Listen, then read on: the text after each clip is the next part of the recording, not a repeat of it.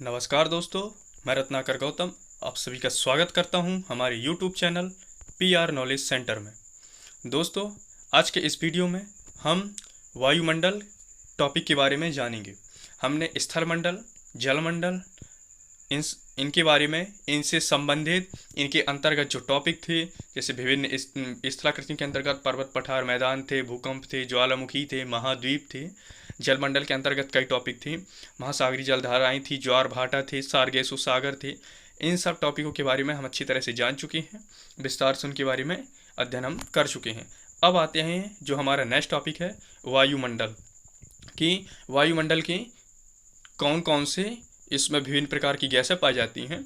फिर इसके बाद हम नेक्स्ट वीडियो में हम जो वायुमंडल की विभिन्न परतें हैं, जो क्षोभ मंडल है, समताप मंडल है, फिर मध्य मंडल है, आयन मंडल है, बाह्य मंडल है, इन सब के बारे में हम नेक्स्ट वीडियो में जानेंगे। ठीक है दोस्तों, तो इस वीडियो में हम वायुमंडल से संबंधित जो विभिन्न प्रकार की गैसें, प्रतिशत मात्रा और उनकी उपस्थिति से क्या फ़ायदे हैं, क्या नुकसान हैं, इन सब के बारे में हम जानेंगे।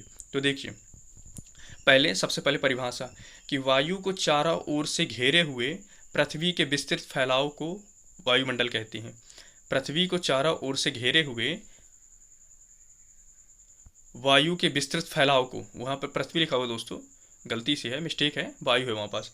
पृथ्वी को चारों ओर से घेरे हुए, जी दोस्तों, पृथ्वी को चारों ओर से, जो हमारी पृथ्वी है जिस नीला ग्रह भी कहते हैं, तो पृथ्वी को चारों ओर से घेरे हुए वायु के विस्तृत फैलाव को, जो हवा है उसके भारी बड़े क्षेत्र के फैलाव को क्या कहते हैं? वायुमंडल कहते हैं। अब देखिए, वायुमंडल की ऊपरी परत के अध्ययन को वायुविज्ञान कहते हैं। जी हाँ दोस्तों, इसके दो परतों का अध्ययन किया जाता है, एक जो ऊपर है और एक जो यहाँ सतह पास है, जो विभिन्न परतों पास है। तो जो वायुमंडल की ऊपरी परत का अध्ययन करते हैं, जो आसमान साइड है, जो ऊपर साइड के अध्ययन करते हैं, उसको वायुमंडल को दो भागों में बांटते हैं। तो जो ऊपर साइड वाला भाग है उसका जब अध्ययन किया जाता है तो उसको वायुविज्ञान कहते हैं, और वायुमंडल की निचली परत के अध्ययन को, जो वायुमंडल के नीचे की परत है, उसके अध्ययन को क्या कहते हैं? ऋतु विज्ञान कहते हैं। जी दोस्तों, याद रखिएगा, वायुमंडल को दो भागों में बांटा गया है। पहला कौन सा? कि जो वायुमंडल की जो ऊपरी परत है उसे वायुमंडल को अध्ययन के आधार पर दो भागों में बांटा गया है। पहला कौन सा? कि जो वायुमंडल की ऊपरी परत है उसके अध्ययन को वायु विज्ञान कहते हैं, और जो वायुमंडल की निचली परत है उसके अध्ययन को ऋतु विज्ञान कहते हैं। ठीक है दोस्तों, अब देखिए, आयतन के अनुसार, जो दोस्तों आयतन के अनुसार, आयतन से आप भलीभांति परिचित होंगे।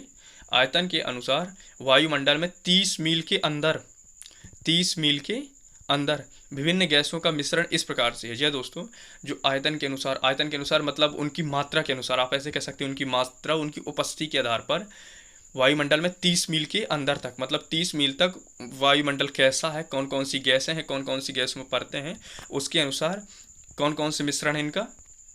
तो देखिए, नाइट्रोजन सबसे पहले कौन सा? जी दोस्तों, सबसे अधिक मात्रा में कौन सी गैस है? तो वो है नाइट्रोजन, 78%, 78.07%, या उसी को गणना के आधार पर 78% ले लेते हैं, तो याद रखिएगा नाइट्रोजन।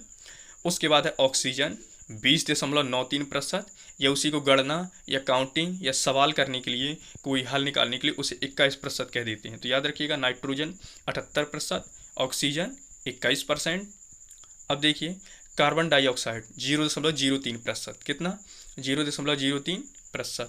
अब देखिए, आर्गन, यह दोस्तों जो आर्गन गैस है, AR, आर्गन, यह एक अक्रिय गैस है।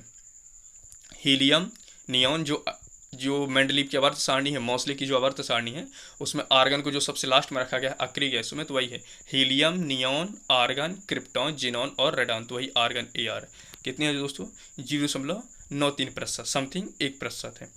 और इसके अंतर्गत जलवाष्प भी आते हैं। अब देखिए, वायुमंडल में पाए जाने वाले कुछ महत्वपूर्ण गैस, इन्हीं के बारे में, इन महत्वपूर्ण गैसों के बारे में, कुछ जो महत्वपूर्ण गैसें पाई जाती हैं उनके बारे में थोड़ी हम विस्तार से जानते हैं। तो अब देखिए, सबसे पहले नाइट्रोजन N2, कौन सा दोस्तों? Nitrogen N2। अब देखिए, यह गैस वायुमंडल में सबसे अधिक मात्रा में पाई जाती है। जी हाँ दोस्तों, आपको प्रश्न से भी समझ में आ गया होगा, यह गैस वायुमंडल में सबसे अधिक मात्रा में पाई जाती है। इसकी मात्रा कितनी है? 78.07% है। अब देखिए, दूसरा पॉइंट क्या है? यह गैस वायुमंडल में 128 किलोमीटर तक फैली हुई है। जी दोस्तों, नीचे से लेकर 0 किलोमीटर से लेकर 128 किलोमीटर तक की ऊंचाई तक यह गैस, नाइट्रोजन गैस, फैली हुई है। अब देखिए, इस गैस का कोई रंग नहीं है। जी हाँ दोस्तों, जो नाइट्रोजन गैस है इसका कोई रंग नहीं है। जिस तरह पानी का कोई रंग नहीं होता, ठीक उसी तरह नाइट्रोजन का भी कोई रंग नहीं होता है। अब देखिए, नाइट्रोजन की उपस्थिति के कारण ही, नाइट्रोजन उपस्थित है इसी के कारण ही वायु दाब, पवनों की शक्तियाँ और प्रकाश के अपवर्तन क्या, प्रकाश के परावर्तन का भास होता है। जो दोस्तों प्रकाश के परावर्तन की प्रक्रिया होती है, प्रकाश किरण एक माध्यम से दूसरे माध्यम में जब प्रवेश करता है, एक माध्यम से विचलित होकर दूसरे में प्रवेश नहीं कर पाता, जब दूसरे में प्रवेश करे वो तो अपवर्तन की क्रिया हो जाती है। प्रकाश का परावर्तन की उसी माध्यम में प्रकाश टकरा कर वापस लौट जाता है। तो ये जो क्रिया होती है, प्रकाश का परावर्तन, वायु का दाब, पवनों की जो शक्तियाँ होती हैं, ये सब किसके कारण होता है दोस्तों? नाइट्रोजन की उपस्थिति के कारण ही इनका आभास होता है, इनका आभास होता है। ये क्रिया होती हैं लेकिन उनका आभास नाइट्रोजन की उपस्थिति के कारण होता है। अब देखिए नेक्स्ट पॉइंट क्या है कि इस गैस का सबसे बड़ा लाभ यह है कि यह गैस जो है वस्तुओं को तेज़ी से जलने से बचाती है। जी दोस्तों, जैसे अगर यह गैस ना होती तो जो वस्तुएं जलती हैं, मान लीजिए किसी में प्लास्टिक की चीज़ में या किसी में भी आग लगी तो वह और तेज़ी से जलती, नाइट्रोजन के कारण ही वह धीमे धीमे जलती है, नहीं वह बहुत ज़्यादा तेज़ी से जली। अब देखिए नेक्स्ट पॉइंट में आते हैं कि यदि वायुमंडल में नाइट्रोजन ना होती, यह दोस्तों इंपॉर्टेंट है कि यदि वायुमंडल में नाइट्रोजन ना होती तो क्या होता? तो आग पर नियंत्रण रखना कठिन हो जाता। यदि वायुमंडल में नाइट्रोजन गैस ना होती तो जो वायुमंडल है, आग है, आग पर नियंत्रण रखना क्या हो जाता? कठिन हो जाता। अब देखिए, नाइट्रोजन से पेड़ पौधों में प्रोटीन का निर्माण होता है। जी हाँ दोस्तों, नाइट्रोजन से, जो नाइट्रोजन गैस है उससे पेड़ पौधों में प्रोटीन का निर्माण होता है, जो भोजन का मुख्य अंग है। प्रोटीन से हम भली भांति परिचित है दोस्तों, विज्ञान में हमने पढ़ा भी है। कार्बोहाइड्रेट, प्रोटीन, विटामिन, वसा, खनिज लवण। तो प्रोटीन बहुत अधिक आवश्यक है हमारे शरीर के लिए, तो वही है जो भोजन का क्या है? मुख्य अंग है। अब देखिए, अब आते हैं हम नाइट्रोजन के बाद ऑक्सीजन वाले में। ठीक है, ऑक्सीजन के बारे में थोड़ी जानते हैं। तो देखिए, यह अन्य पदार्थों से मिलकर जलने का कार्य करती है। ये दोस्तों ऑक्सीजन जलने का कार्य करती है। जो ऑक्सीजन गैस है यह अन्य पदार्थों की मदद लेती है और एक जलने का कार्य करती है। अब देखिए, ऑक्सीजन के अभाव में हम ईंधन नहीं जला सकते। जी दोस्तों, वो जलने का कार्य करती है, इसलिए हम इसके अभाव में क्या ईंधन नहीं जला सकते हैं। यह ऊर्जा का प्रमुख रूप है। जी दोस्तों, ऑक्सीजन गैस ऊर्जा का बहुत प्रमुख रूप है, यह ऊर्जा का एक रूप है। यह गैस वायुमंडल में, जी हाँ दोस्तों, अगर पूछता है कि यह गैस वायुमंडल में कितनी ऊंचाई तक फैली हुई है, कितनी ऊंचाई तक पाई जाती है, तो नाइट्रोजन गैस 128 किलोमीटर तक, यह उसकी जस्ट आधी 64 किलोमीटर। याद रखिएगा, याद करने का तरीका है कि नाइट्रोजन अगर 128 है तो ऑक्सीजन उसकी आधी ऊंचाई तक 64 किलोमीटर तक है, या अगर ऑक्सीजन जितनी है उसके दोगुनी ऊंचाई तक नाइट्रोजन है। अब देखिए, 16 किलोमीटर से अधिक ऊंचाई पर जाने से, जी हाँ दोस्तों, 0 से लेकर 16 किलोमीटर तक ऑक्सीजन की मात्रा पर्याप्त है, बहुत है। लेकिन 16 किलोमीटर से और अधिक ऊंचाई पर, जैसे 16 से जो 64 तक है, तो 16 मतलब 48 किलोमीटर तक, 16 से लेके और वो जो ऊपर का 48 किलोमीटर का डिस्टेंस है 16 से 64 के बीच में, वहाँ जाने पर क्या हो जाता है? ऑक्सीजन की मात्रा बहुत कम हो जाती है, मतलब ऑक्सीजन की अधिक मात्रा 0 से 16 किलोमीटर के बीच ही पाई जाती है। अब देखिए दोस्तों, अब आते हैं हम कार्बन डाइऑक्साइड CO2। सबके अलग अलग सूत्र होते हैं, नाइट्रोजन का N2, ऑक्सीजन का O2, कार्बन डाइऑक्साइड का CO2। तो यह कार्बन और ऑक्साइड से मिलकर बनी होती है, इसलिए इसे कार्बन डाइऑक्साइड कहते हैं। अब देखिए, यह इससे संबंधित जो पॉइंट है कौन सा है? तो पहला पॉइंट है दोस्तों, यह सबसे भारी गैस है। जी हाँ दोस्तों, याद रखिएगा, अगर क्वेश्चन में पूछता है, इंपॉर्टेंट है कि सबसे भारी गैस कौन सी है, तो कार्बन डाइऑक्साइड, यह सबसे भारी गैस है। इस कारण यह निचली परत में पाई जाती है। जी हाँ दोस्तों, जिसका वजन होता है वो नीचे होता है। दो तराजू लीजिए, तो जिस एक तराजू लीजिए, उसके दो पलड़े हैं, तो जिस पलड़े में ज़्यादा वजन होगा वह झुक जाएगी, तो वही है, यह सबसे भारी गैस है, इसलिए यह निचली परतों में पाई जाती है। अब देखिए, इसका विस्तार 32 किलोमीटर तक है। देखिए दोस्तों, लगातार आधा होता जा रहा है, 128, फिर 128 का आधा 64, फिर उसका आधा 32। ठीक है, याद रखिएगा, नाइट्रोजन और ऑक्सीजन फिर कार्बन डाइऑक्साइड 128 किलोमीटर तक, 64 किलोमीटर तक, और ये 32 किलोमीटर तक की ऊंचाई तक पाई जाती है। अब देखिए, यह गैस सूर्य से आने वाली विकिरण के लिए, जी हाँ दोस्तों, जो सूर्य से विकिरण आती हैं, जो सूर्य से किरणें आती हैं, उनके लिए यह गैस क्या है? पारगम है। जो सूर्य से किरणें आती हैं उनके लिए यह गैस पारगम है, मतलब वो जो सूर्य से किरणें आती हैं, जो विकिरण आती हैं, वो इसे पार करके पृथ्वी पर आ जाती हैं। लेकिन जो पृथ्वी से परावर्तित किरणें हैं, वो किरणें जो सूर्य से आती हैं, जब पृथ्वी से टकराती हैं, फिर जब परावर्तित होती हैं, उनके लिए अपारगम है। यह दोस्तों देखिएगा, मतलब इस पॉइंट को ध्यान कीजिए, ध्यान में रखिएगा, आप नोट कर लीजिए कि जो सूर्य से किरण आती हैं, यह आप कह सकते हैं जो बाहरी किरण आती हैं, उनके लिए पारगम है, उनको अंदर आने देता है। यह आप कह सकते हैं कि कार्बन डाइऑक्साइड बाहरी किरणों को अंदर आने तो दे सकता है, लेकिन जान नहीं दे सकता। ठीक है, ये काम करती हैं, अपारगम का काम करती हैं। इसी कारण जो तापमान होता है पृथ्वी का, तापमान बढ़ जाता है। बाहरी किरण आ गई लेकिन आंतरिक किरण नहीं जाने देती, जिसके कारण क्या हो जाता है, यहाँ का सतह का तापमान बढ़ जाता है। यह वायुमंडल की निचली परत को गर्म करती है। जी दोस्तों, वही पॉइंट लिखा हुआ है। यह वायुमंडल की जो नीचे की परत है उसको क्या कर देती है, गर्म कर देती है। अब देखिए, यह कांच घर या पौधा घर या उसी को ग्रीन हाउस प्रभाव कहती हैं।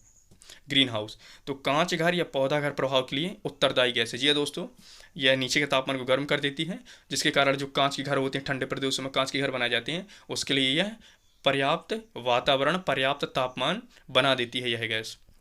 ठीक है, जिससे पौधे उगाने में, सब्जियां उगाने में, फल फूल उगाने में आसानी रह जाती है। अब देखिए, अब आते हैं ओजोन, O3। ओजोन दोस्तों एक ऑक्सीजन का ही अपर रूप है, ऑक्सीजन का ही एक रूप है। ऑक्सीजन पर जब बहुत अधिक मात्रा पर विद्युत विसर्जन किया जाता है, 1000 वोल्टों का, 10,000 वोल्टों का विद्युत विसर्जन किया जाता है ओजोन पर, तो वह ऑक्सीजन पर, तो वह ओजोन में परिवर्तित हो जाती है। और जब ओजोन पर किया जाता है तो वह ऑक्सीजन में परिवर्तित हो जाती है। यह एक उत्क्रमणीय क्रिया है। यह गैस ऑक्सीजन का ही एक रूप है। जी दोस्तों, वही लिखा हुआ है। यह ओजोन गैस क्या है, O3, ऑक्सीजन का ही एक रूप है। अब देखिए, यह वायुमंडल में अधिक ऊंचाई पर बहुत कम मात्रा में पाई जाती है। अगर वायुमंडल में अधिक ऊंचाई पर जाएं तो यह जो ओजोन गैस है वह बहुत कम मात्रा में पाई जाती है। यह सूर्य से आने वाली परावैंगनिक किरणों के कुछ अंश को सोख लेती है, उसके कुछ भाग को, जो सूर्य से आती हैं जो परावैंगनिक किरणें, जो अल्ट्रावायलेट जो किरणें आती हैं, जो अल्ट्रावायलेट जो परावैंगनिक किरणें आती हैं, जो बहुत ज़्यादा घातक होती हैं, उनकी ये कुछ भाग को अवशोषित कर लेती हैं। इसलिए ये हमारे लिए बहुत ही फायदेमंद है ओजोन गैस। यह 10 से 50 किलोमीटर की ऊंचाई तक पाई जाती है। ये दोस्तों याद रखिएगा, ओजोन गैस की जो पाए जाने की जो स्थिति है, जो उसकी ऊंचाई है, वो कितनी है, 10 से 50 किलोमीटर के बीच पाई जाती है। अब देखिए नेक्स्ट पॉइंट क्या है कि इसके अभाव में, जी हाँ दोस्तों, इसके अभाव में क्या होगा, तो इसके अभाव में जो सूर्य की परावैंगनिक जो घातक किरणें हैं वह पृथ्वी पर पहुंच जाएंगी, और उससे क्या होगा दोस्तों, कैंसर जैसी भयानक बीमारियां फैलने का खतरा बन सकता है।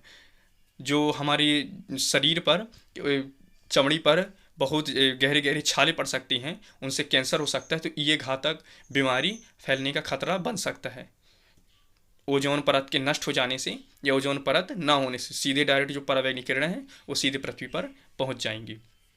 ये हमारे लिए रक्षा कवच का कार्य करती है। दोस्तों याद रखिएगा, जो ओजोन गैस है हमारे लिए एक रक्षा कवच का कार्य करती है। अब देखिए, अब आते हैं हम जल वाष्प पर।